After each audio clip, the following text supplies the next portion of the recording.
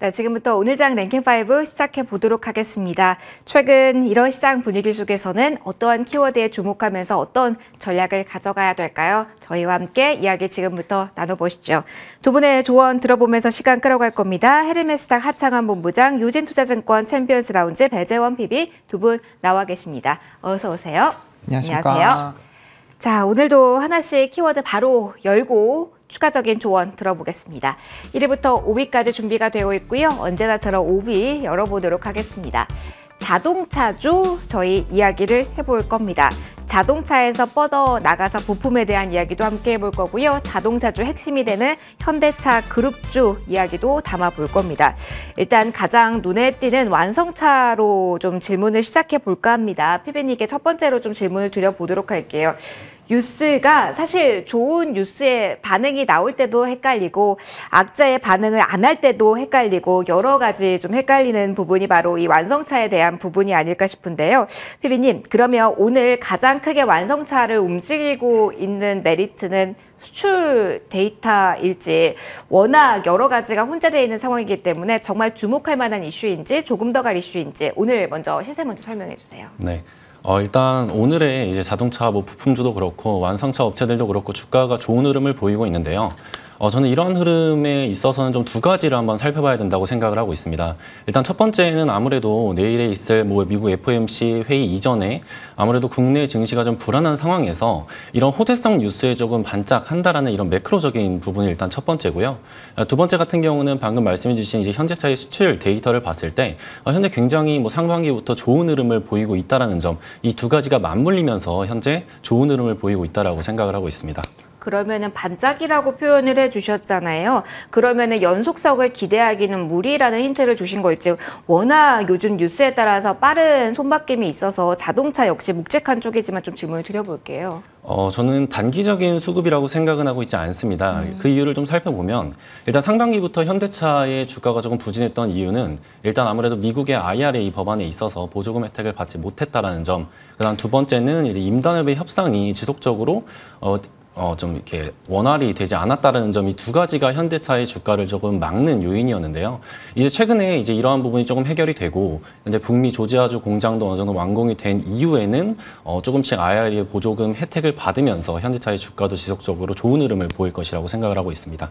그러면은 계속 이야기가 나올 때 기술적으로도 많이 보시더라고요. 완성차들이 어느 정도 저항을 뚫어내는지를 확인을 한다라고 가정을 했을 때는 현대차 기준으로 봐야 되는지 궁금하고요. 현대차가 20만 원 선을 단기에 뚫어내는지가 관건일지에 대한 조언도 좀 부탁드려 볼게요. 네, 일단 20만 원 선이 어떻게 보면 좀 의미가 투자자들에게는 있는 부분인데요. 일단 이런 부분을 좀 거래량을 강하게 동반해서 상승을 해주면 좋긴 하나 만약에 그러한 흐름이 보이지 않더라도 현재와 같은 이러한 수출 데이터라든지 그다음에 향후 미국의 대선 관련된 이슈에서도 이런 자동차주들이 부각을 받을 수 있거든요.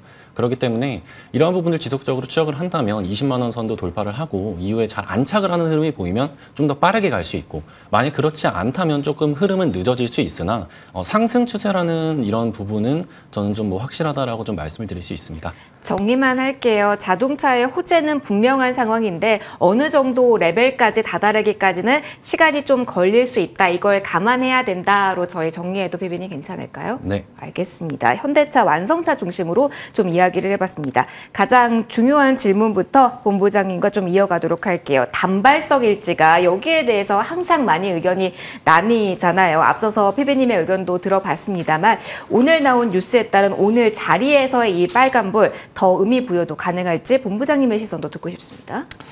네, 저는 자동차에 대해서 좀 긍정적인 시각을 가지고 있다라고 이전부터 좀 말씀을 드렸는데, 일단 데이터들이 좀 잘 나와주고 있다라는 부분에서는 좀 상당히 긍정적이다라고 보고 있습니다. 그러니까, 이제 작년부터 계속적으로 얘기가 나왔었던 거는 이제 경기 불황이라든지 이런 소비 심리가 떨어졌을 때는 자동차는 분명 안 팔릴 거야 라는 얘기들이 많이 있었잖아요. 근데 그럼에도 불구하고 자동차에 대한 이런 데이터들이 상당히 좋은 기조가 유지가 되고 있었고, 이번 달에도 굉장히 좀 잘 나왔죠. 8월 달에. 그래서 이런 기조로 된다라고 한다면 사실상 이런 수요단에서의 물음표가 좀 해소가 되는 국면으로 가면 충분히 자동차 부분에서의 좀 반등 기조는 좀 노려볼 수 있지 않을까. 그리고 뭐 파업이라든지 항상 못 올라가게 만드는 좀 큰 요인 중에 하나잖아요. 근데 그것도 어쨌든 간에 좀 합의가 된 부분이기 때문에 그러한 관점으로 본다라고 한다면 이제 P단과 Q단을 조금 지켜볼 필요가 있겠죠. 근데 지금 Q단에서의 좀 긍정적인 시그널들이 계속적으로 유지가 되고 있다라는 점, 그리고 자동차 섹터에서 좀 가장 부담스러웠던 부분 중에 하나가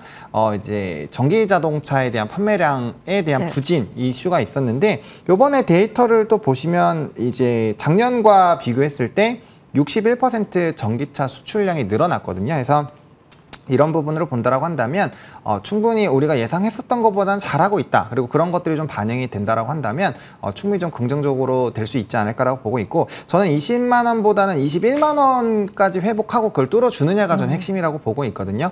일단은 뭐 지금 현재 상황에서는 뭐 배당 매력도 좀 어느 정도 부각이 될 수 있는 상황이고, 관련된 뭐 리포트들도 최근에 좀 나왔기 때문에 그러한 부분들을 조금 같이 참고를 하셔서 지금 자동차 섹터를 좀 보실 필요가 있지 않나라는 생각입니다.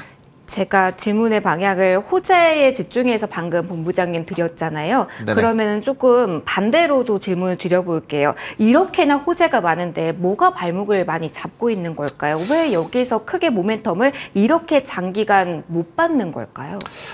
그 부분에 대해서는 저도 상당히 좀 고민을 많이 하고 있는데요. 아무래도 이제 계속적으로 나오고 있었던 이런 판매량 부분이죠. 그러니까 판매량도 사실상 이제 뚜껑을 열어보니 잘 나온 거지, 요번에 수출 데이터 잘 나올 거라고 얘기가 별로 없었거든요. 오히려 계속 줄어들 거다. 뭐 분기별 이런 출하량 부분을 좀 체크해야 된다. 이런 식으로 좀 얘기가 많이 나왔거든요. 그러니까 여전히 지금 경기에 대한 좀 불안감이 있기 때문에 시장에서는 지금 잘 나오는 것보다는 향후에 얼마나 줄어들 거냐에 대한 부분에 조금 더 포커스가 지어지고 있는 것 같습니다. 왜냐하면 앞서서 얘기 드렸던 것처럼 이제 작년에서 올해로 넘어올 때 뭐 판매량이 뭐 역대급으로 좀 많이 좋아지기는 했었거든요. 그래서 실적 같은 경우도 뭐 현대와 기아가 영업이익률도 상당히 좀 좋아지는 기조들이 좀 나타났었죠. 근데 그걸 반대로 보면 그 상황에서 계속적인 성장이 나와줘야 실적 베이스로 쭉쭉 올라갈 수 있는데, 이게 예상치 못하게 좋은 기조가 나타나다 보니까 이게 과연 유지가 될까라는 의심이 더 큰 거가 아닌가라는 부분,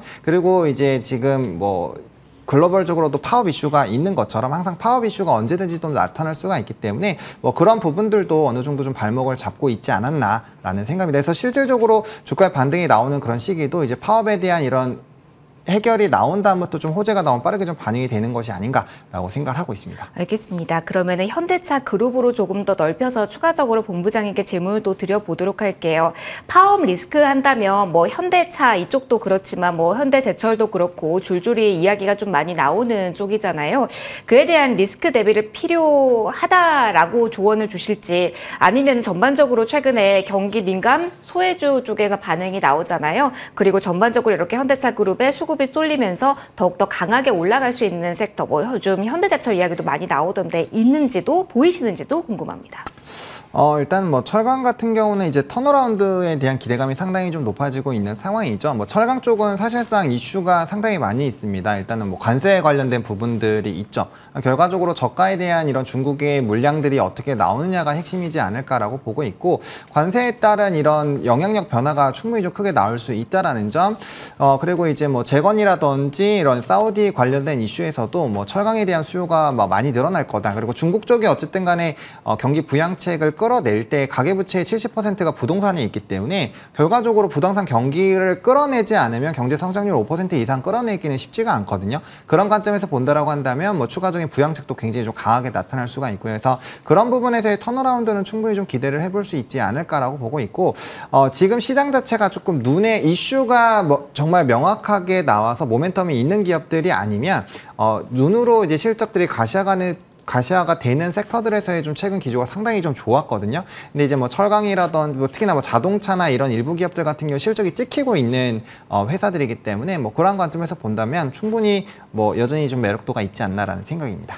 그러면은 지금 어느 정도 확보를 비중을 해도 기다림의 시간이 너무 길지는 않을 수도 있다라고까지도 말할 수 있을까요? 그거는 이제 뭐 시장에서의 반응이 또 이제 매크로 지표가 어떻게 네. 나오느냐에 따라 좀 다르지 않을까 싶은데 현재 위치라면 뭐 충분히 조금 걸어보셔도 괜찮은 상황이다라고 생각을 하고 있습니다. 저희와 함께 언제 반응이 좀 빠르게 올지 수급적인 현황 그리고 뉴스 팔로우업 저희도 자동차 쪽에 대해서 계속 리스트업하면서 이야기 좀 나눠드리도록 하겠습니다.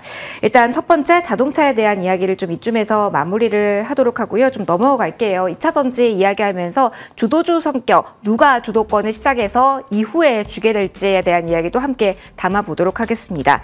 2차 전지 열어볼게요. 오전과 조금 다릅니다. 에코프로 그룹주 쪽에 쏠림 이 정도의 자리 잡음이라면 또 다른 기대를 해도 되지 않을까라는 이야기도 많이 나왔었는데요. 좀 풀어가 보죠. 본부장님과 이어갈게요. 누구 탓을 해야 되는 건지 로봇과 핑퐁이 아닐까라는 생각도 살짝 했었는데 또 2차 전지 에코프로도 또한 그리 강하다라고 보기는 어려운 상황 속에서 지금 5장 지금 보내고 있는 상황이거든요. 어떤 힌트를 오늘 2차 전지 쪽에서 우리에게 주고 있다라고 말할 수 있는지 매크로적인 이슈를 앞두고 있어서 거기에 좀 포커스 맞춰서 답변 좀 받고 싶습니다. 일단은 뭐 2차 전지에 대한 여러 가지 뭐 요인들이 있겠죠. 일단은 뭐 최근에 지수 편입에 따른 어느 정도 물량을 좀 받아준 부분들이 있는데 이게 추가적으로 나오는 이런 패시브 자금들을 뭐 넘기는 이런 물량에 대한 소진 부분들에 대한 이슈도 있고 또 공매도 관련된 이슈도 있고요. 뭐 지금 상황에서는 사실상 최근에 주가가 단기 박스권 하단까지 내려와 있기 때문에 박스권 하단에서의 좀 기술적인 반등도 에코프로 그룹주에서 좀 나올 수 있지 않나라는 생각이 들기는 합니다. 근데 이게 오늘 퍼센테이지가 장 초반에는 거의 7%대까지 네. 상승력이 나왔거든요. 그렇기 때문에 좀 추가적인 뭔가 플러스 알파 요인이 있는지를 찾고는 있는데 뭐 아직까지 뭐 정말 이렇게 기사화가 되고 있는 것은 없다라고 좀 보시면 좋을 것 같고, 그러니까 이제 뭐 단기적으로 봤을 때는 이런 수급적인 부분으로 좀 해결을 보시는 게 맞지 않을까라고 보고 있는 상황이고, 좀 중기적으로 봤을 때는 이전이랑 좀 비슷한 말씀을 드려야 될 것 같아요. 어쨌든 간에 7월 달 수출 데이터들은 상당히 좀 좋게 나왔지만 이게 이제 연속성이 얼마나 있는지를 봐야 되거든요. 그리고 리튬 가격들이 좀 하향 안정화가 되고 있는 거는 결국에는 이제 가격적인 부분에서의 매력도가 좀 떨어질 수 있다라는 부분이거든요. 그러니까 이건 결국엔 수익성으로 연결이 지어질 수 있는 상황인데, 그러면 이제 Q단이 얼마나 많이 나갈 수 있느냐를 좀 체크를 해봐야 되거든요.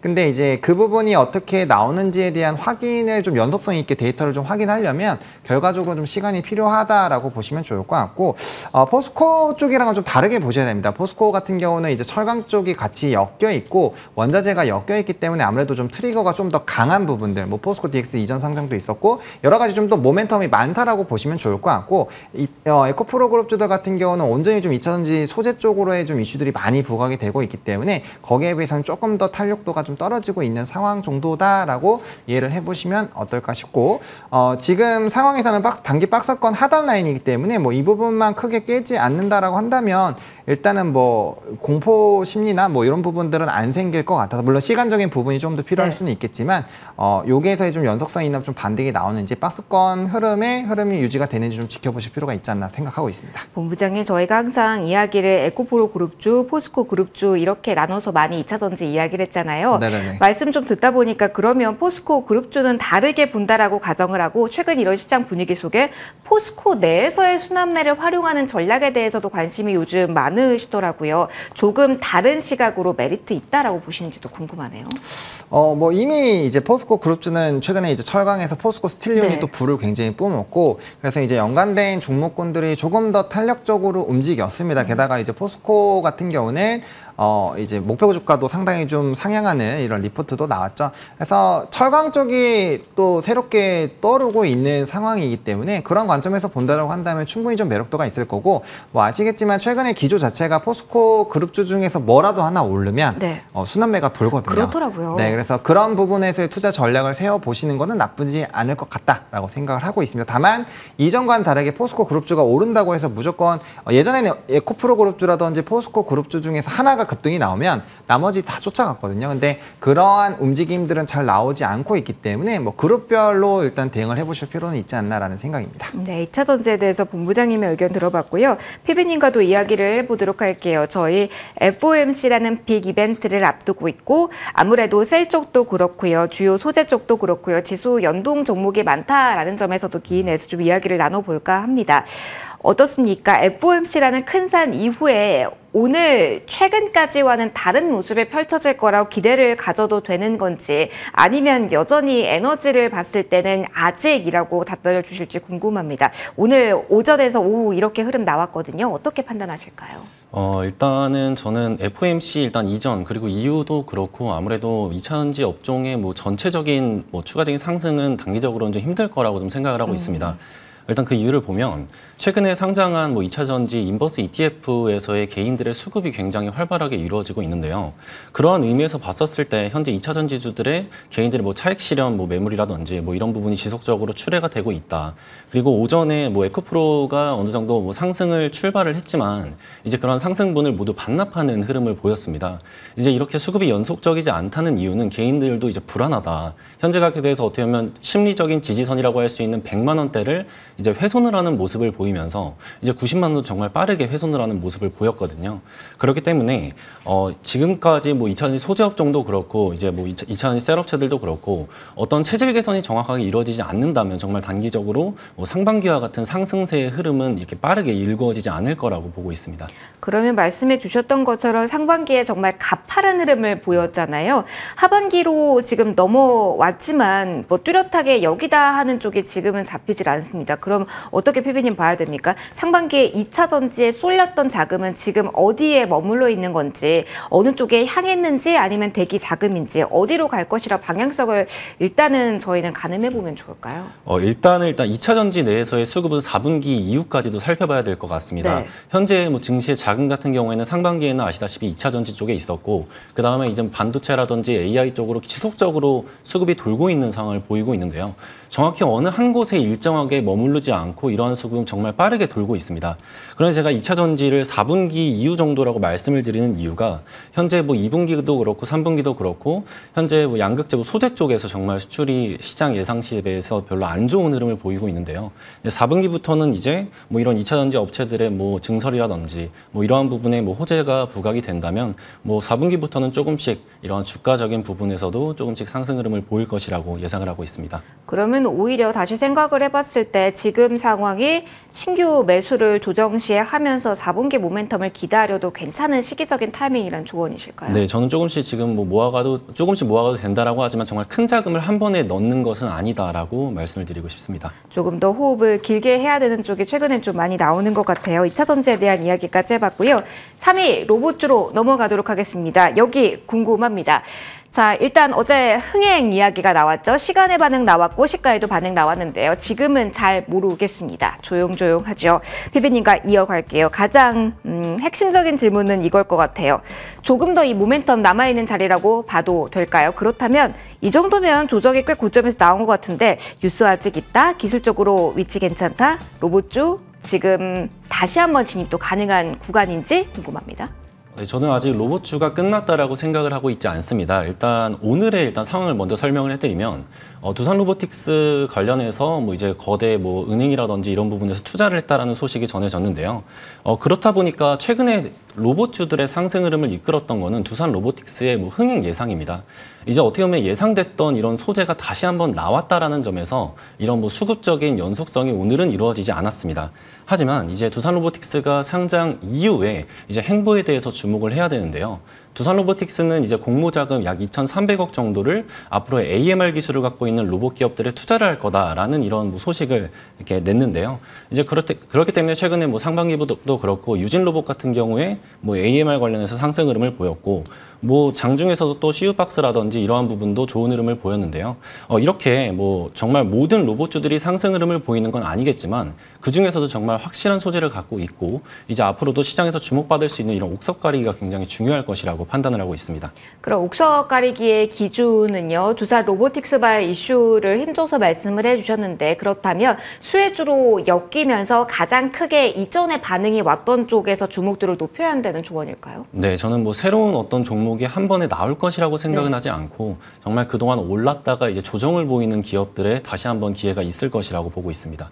그러면은 쉽게 생각해서 두산, 그다음에 레인보우 로보틱스 정도 저희가 리스트업 해놓으면 괜찮을까요? 네, 레인보우 로보틱스도 그렇고 이제 어떻게 보면 스마트 팩토리라든지 뭐 방금 말씀드렸던 뭐 유진 로봇도 다시 한번 수혜를 받을 수 있을 거라고 좀 생각을 하고 있습니다. 새로운 종목에 대해서 시선을 가기보다는 이전에 강했던 쪽에서 모멘텀을 조금 더 찾아보자 이슈에 따라 이런 조언이었습니다. 로봇주에 대해서 본부장님과도 이야기해 볼게요. 사실 로봇주에 가기 전 타이밍은 본부장님이 항상 잘 잡아주셨거든요. 네네. 그래서 궁금해요. 이때 말씀을 해주시고는 그게 도드러가면은 저점이었던 경우가 많아서 포인트가 궁금합니다. 지금 다시 한번 기회가 온 타이밍일지 아니면 지금은 아직까지는 관망이 최선일까요?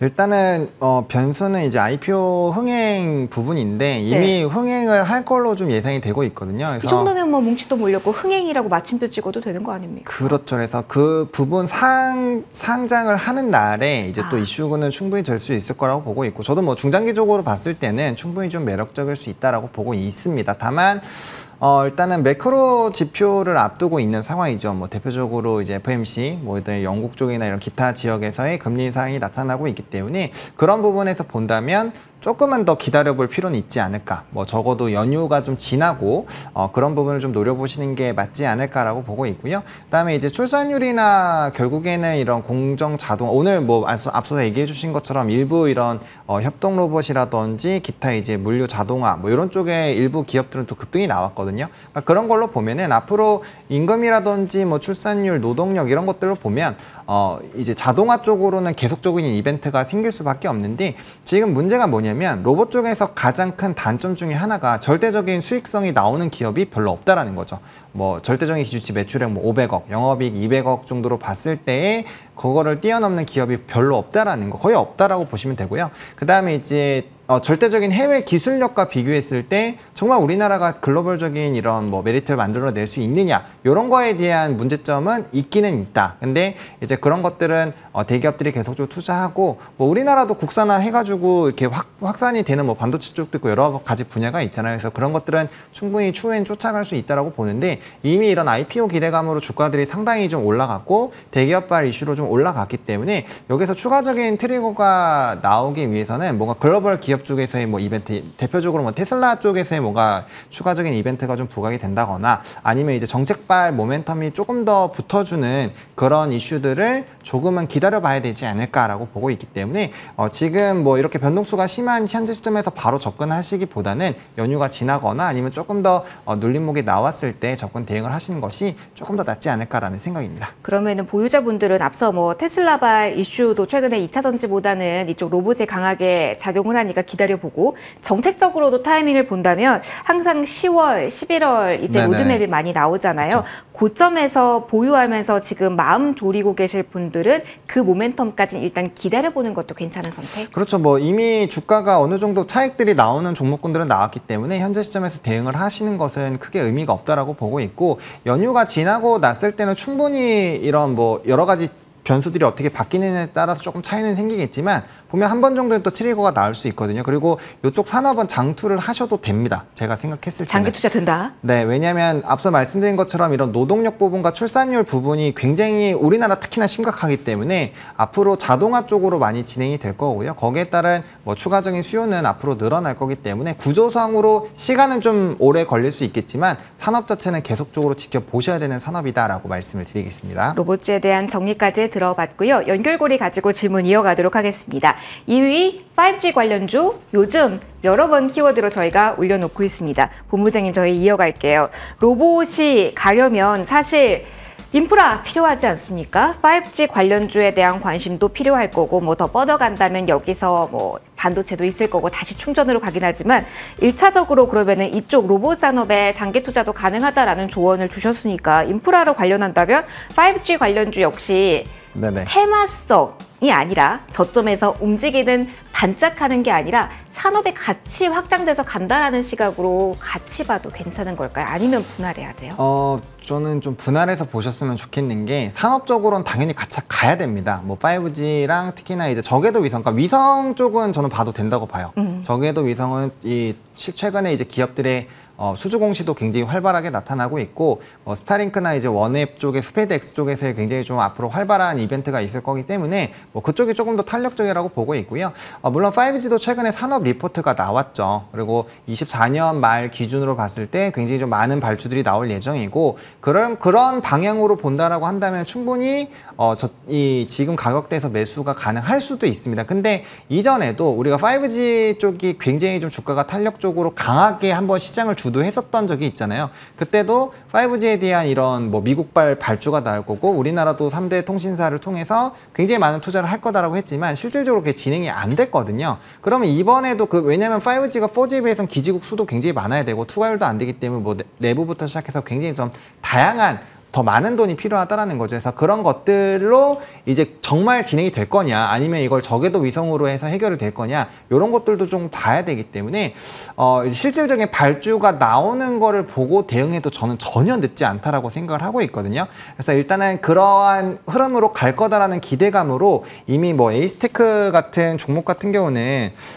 에이스테크 같은 종목은 지금 1,700원대 저점으로 시작해서 지금 4,000원대까지 뚫어졌기 때문에 이미 단기 시세는 어느 정도 분출이 됐다라고 보시는 게 맞고요. 그 다음부터는 이제 신규적인 진짜 발주가 나오는 걸 확인하시고 한 6개월 정도 선행해서 아마 발주가 나올 거거든요. 그래서 그런 거를 확인하시고 들어가셔도 저는 늦지 않다라고 생각을 하고 있습니다. 오늘 KMW라든가 오이솔루션과 같은 기업들은 음봉의 길을 늘리고 있어서 이런 조언들을 함께 주신 것 같아요. 변동성이 커지고 있는데 그런 본부장님 하나만 더 질문 받아주세요.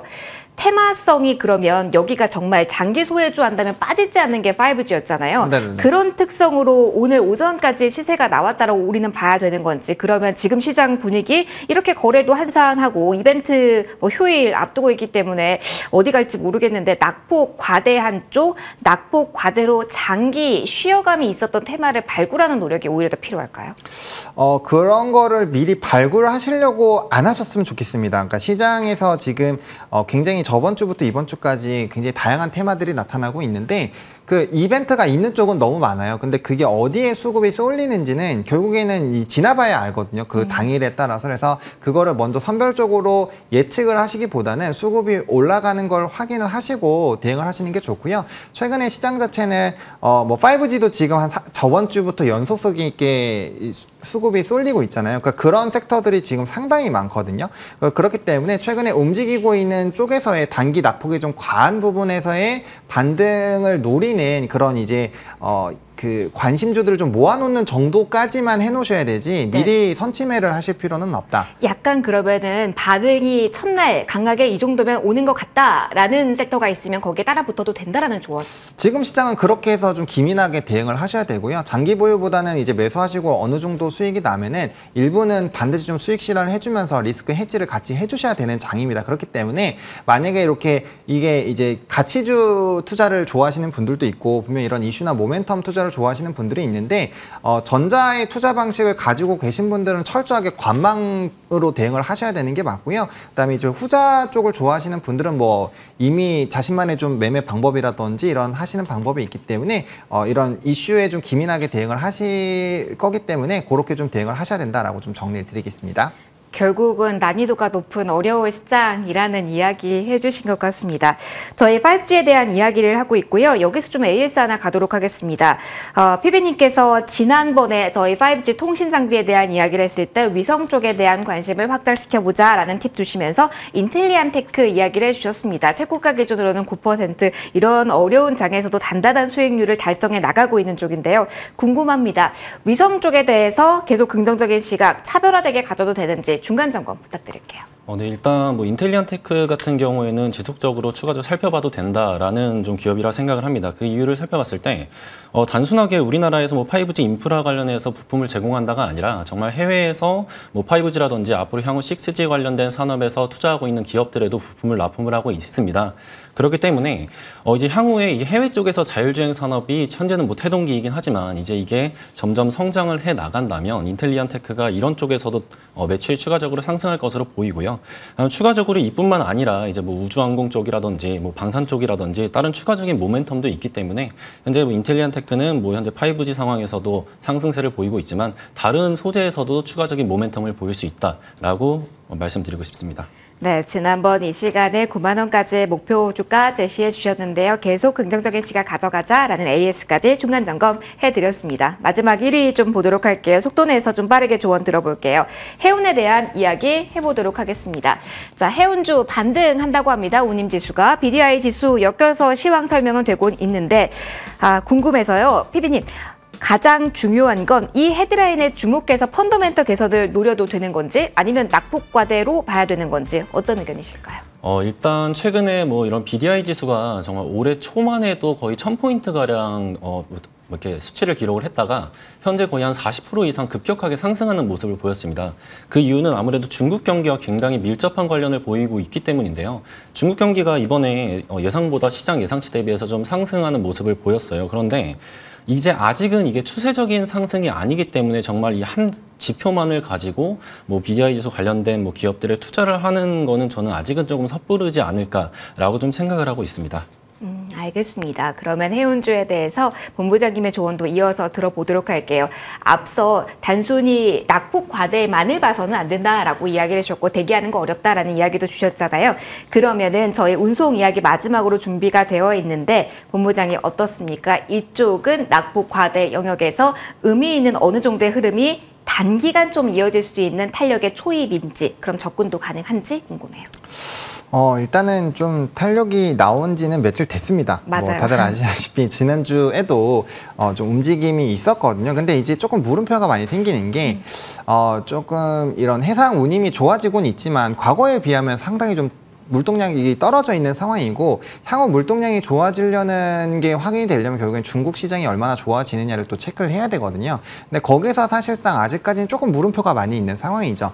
그리고 이제 또 또 이제 좀 플러스 알파로 좀 될 수 있는 요인은 또 이제 국제 해사기구에서 환경 규제를 굉장히 좀 강력하게 또 하고 있기 때문에 움직일 수 있는 배 숫자도 좀 줄었습니다. 그러니까 이런 것들이 좀 같이 복합적으로 작용을 하고 있다라고 보시면 좋을 것 같고, 근데 이게 앞서 좀 얘기로 도돌이표로 돌아가는 게 해운업 자체가 굉장히 좋아질 것이냐라는 부분에서는 조금 물음표가 있는 상황이거든요. 그래서 지금 시점에서는 좀 트레이딩 관점으로만 좀 보시면 좋을 것 같고, 물론 페노션이나 이런 일부 기업 같은 경우는 이제 또 HMM 인수 관련된 이벤트가 되고 있기는 하지만 이게 업황이 좋았을 때 이게 나왔으면 엄청나게 주가가 많이 올라갈 텐데 이번에 인수 이슈가 있음에도 불구하고 사실상 주가가 그렇게 탄력적으로 움직이지는 못하고 있거든요. 그래서 그런 부분에서 본다면 결국에는 업황에 대한 앞으로의 불확실성이 조금 있다라고 보시면 좋을 것 같고, 뭐 저평가적으로 봤을 때는 PBR 0.5배 이하거든요. 뭐 요 회사도 그렇고 뭐 대한해운도 그렇고 그렇기 때문에 그런 부분에서 본다면 일부 경기 방어적인 특성에서의 좀 플러스 알파 요인도 있겠지만 이미 주가가 또 바닥권 라인에서는 한 20% 이상 또 급등이 나왔기 때문에 아마 한 번 정도 더 상승력이 나오면 그다음부터 좀 차익 매물이 좀 빠르게 나올 수 있다 해서 후발로 좀 접근하시기에는 조금은 위험하지 않을까라는 생각이 있기 때문에 지금 시점에서는 좀 관망 부분으로 보시는 게 맞지 않을까라는 생각입니다. 알겠습니다. 이렇게 오늘자 랭킹5 정리해 보도록 하겠습니다. 난이도가 높은 키워드였습니다. 다양한 시각이 나올 수 있는 만큼 해당 종목의 위치, 뉴스 저희와 함께 계속 추적해 보실 필요는 있으실 것 같네요. 자, 오늘 함께해 주신 분 인사드리도록 하겠습니다. 헤르메스타 하창한 본부장 그리고 유진투자증권 배재원 PB 두 분과 함께 시간 꾸렸습니다. 오늘 말씀도 고맙습니다. 감사합니다.